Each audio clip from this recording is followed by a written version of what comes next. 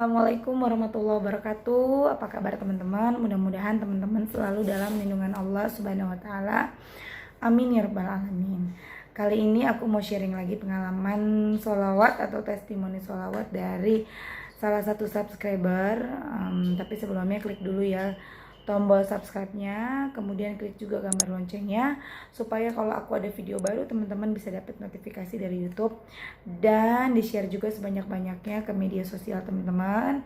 Mudah-mudahan akan semakin banyak saudara-saudara kita yang bisa menyelesaikan masalahnya dengan bersolawat dan menggapai hajatnya dengan bersolawat. Dan mudah-mudahan bisa jadi amal kebaikan kita ya teman-teman. Amin ya robbal alamin. Jadi pengalaman dari Mbak Farida. Jadi Mbak Farida ini ngerasain hatinya tuh jadi tenang semenjak dia sholawatan. Jadi ngerasa ia bekerja, dan pada saat dia bekerja suaminya juga bekerja, itu rasanya tuh kurang gajinya, bahkan sampai berhutang gitu. Tapi semenjak sholawatan utangnya belum lunas, cuman udah hatinya tuh tenang. Nah, kemudian tanggal 6 kemarin Mbak Faridanya ngechat aku. Tanggal 6 kemarin Mbak Farida chat aku, "Alhamdulillah Kak, jalan 1 bulan ini saya bersolawat, hidup jadi lebih tenang dan ada kabar baik buat aku sekeluarga. Ayah sama adikku punya usaha, masih merintis, baru dapat 5 bulanan ini. Usahanya pemotongan kayu atau bisa disebut pengrajin. Alhamdulillah Kak, awal bulan Maret ini usahanya tambah lancar dan banyak pelanggan, sampai-sampai dalam 1 hari kirim ke 2 tempat sekaligus. Alhamdulillah. Suamiku mulai Desember kemarin kan udah nggak lagi nukang atau jadi kuli bangunan. Terus ikut di usaha ayah dan adikku. Memang sih Kak, kalau ikut usaha orang tua nggak berani minta gaji ya. Hitungannya ya bantu orang tua gitu Kak. Tapi aku merasa seneng dan bersyukur banget karena usaha ayah dan adik tambah maju dan berkah. Dan ada satu lagi Kak, adik saya bulan ini ada rekrutan TNI AD ke Jakarta. Semoga aja adikku bisa lolos dan mencapai cita-citanya. Amin ya rabbal alamin.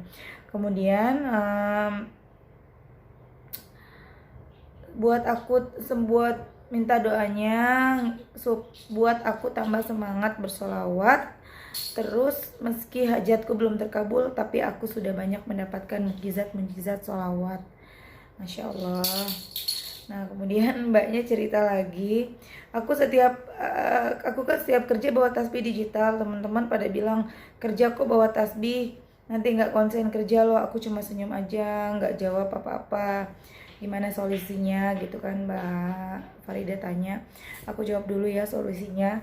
Jadi gini, aku udah jawab ke Mbak Faridanya, cuman aku mau jawab lagi di sini supaya buat teman-teman juga yang ngalamin hal yang sama seperti Mbak Farida. Kalau misalnya kita bekerja bawa tasbih, kalau itu tidak mengganggu pekerjaan kita, nggak apa-apa ya. Seperti aku sambil masak, sambil aktivitas, sambil ke pasar, aku pasti bawa ini, nggak lepas. Selama itu tidak mengganggu. Tapi kalau memang kayak nyuci kan nggak bisa kita pegang ini ya. Aku nyucinya masih manual, yang kukucek, mesin cuciku rusak. Nah, terus aku udah bilang sama Mbak Faridanya, kalau memang mengganggu jangan dipakai. Dan Mbak Farida bilang nggak mengganggu Mbak, teman-temanku juga kerja malah sambil mainan HP gitu.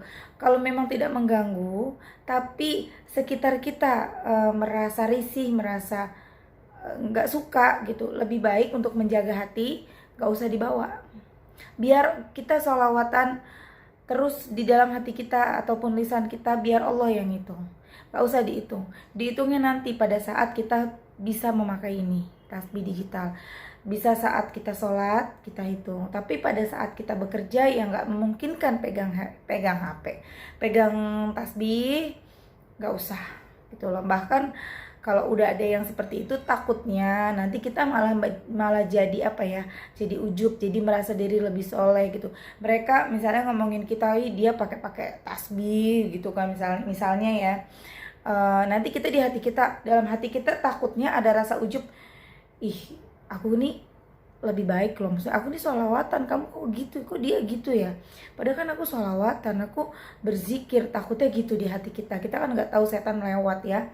Atau juga bisa membuat orang lain jadi punya penyakit hati, yang tadinya nggak ada rasa kesal sama kita jadi kesel. Jadi mikir itu orang belagu banget misalnya ya, sok banget sih pakai tasbih digital segala. Takutnya khawatirnya seperti itu. Jadi biarlah Allah yang menghitung gitu. Dan alhamdulillah, ayo teman-teman, buat yang punya banyak masalah, jangan mengeluh gini loh. Aku udah baca sholawatan, udah banyak masih bermasalah gini. Mbak, dengan Mbak tenang ya teman-teman, dengan kamu tenang, dengan kita tenang, itu sudah merupakan berkah dari sholawat. Aku sering bilang, ketenangan itu sulit kita dapat. Jadi saat kita merasa tenang itu udah sangat-sangat bersyukur banget, meskipun masalah tuh masih banyak banget gitu. Nah kemudian yang kedua, sabar. Aku selalu bilang sabar. Allah itu punya rencana untuk kita, sabar. Jangan pernah mengeluh teman-teman, aku udah sekian. Coba deh bercermin. Apa kita pantas untuk mengeluh? Apa kita pantas untuk marah? Kita masih dikasih hidup aja. Walaupun kita mintanya utang kita lunas, utang kita misalnya ada 100 juta, utang kita masih banyak, tapi kita nih masih hidup, masih bisa baca sholawat, masih bisa makan. Itu udah merupakan satu nikmat yang luar biasa dari Allah. Masa kita mau ngeluh? Bisa nafas, bisa makan, bisa hidup tenang. Masa kita mau ngeluh cuma gara-gara utang kita belum lunas?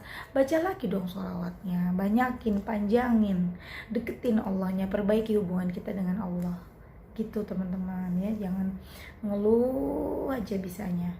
Ngeluh terus, tadinya Allah menolongin kita jadi nggak jadi gara-gara kitanya ngeluh terus ya kan. Oke teman-teman, mudah-mudahan bermanfaat.